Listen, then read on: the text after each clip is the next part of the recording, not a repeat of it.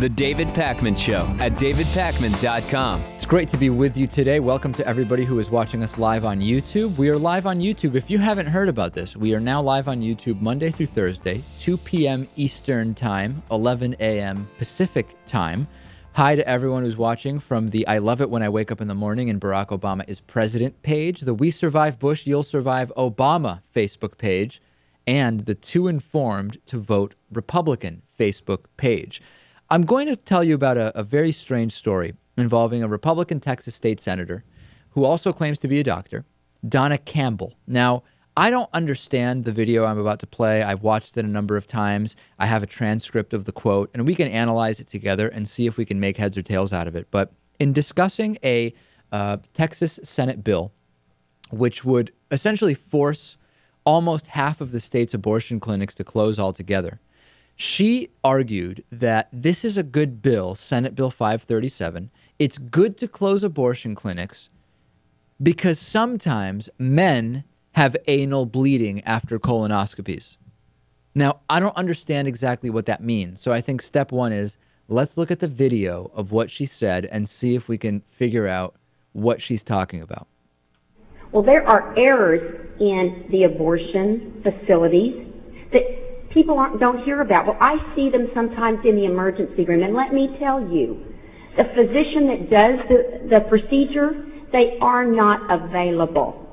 Now, you go to a gynecologist who practices in a facility, you can call him or the person on call for him. Otherwise, they have abandoned their patient.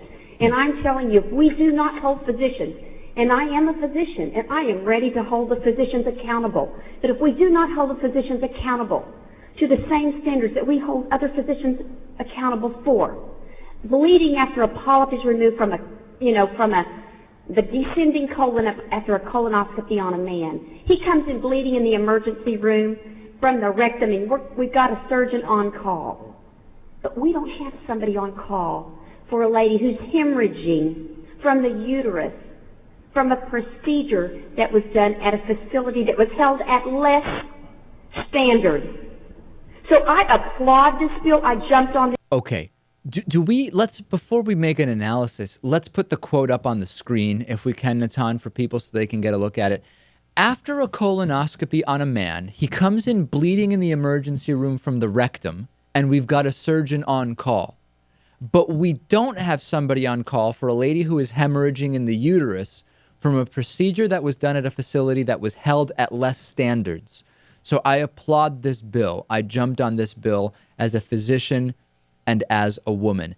Is the implication that when things go wrong with colonoscopies, there's someone in the emergency room that can help, but if something goes wrong with an abortion, they don't have anyone, and therefore we should close abortion clinics, which would lead to women having even riskier types of back alley abortions, because that would make the situation better in the emergency room? I just don't get it. I've been looking at this all day. What she's saying that if something goes wrong at one of these clinics, there's nobody there to help you. She's saying that the standards are not very high at these clinics, that they're shady places. And so we're better off closing them. Right.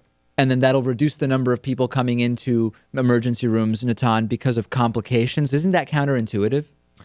Well, it seems like the typical right-wing solution, long-term solution to the problem. You pass laws that provide for very poor facilities. The facilities don't work.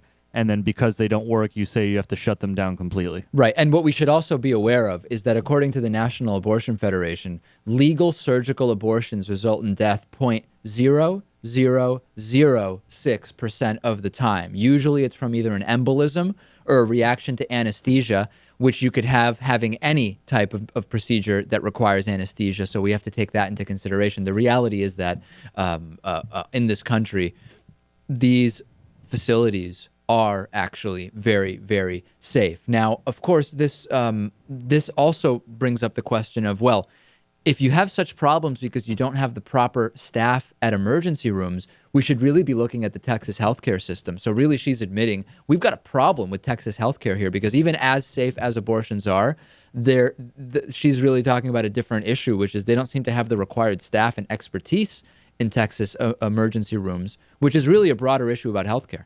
Yeah, that could be. Certainly, seems to be just talking about her state.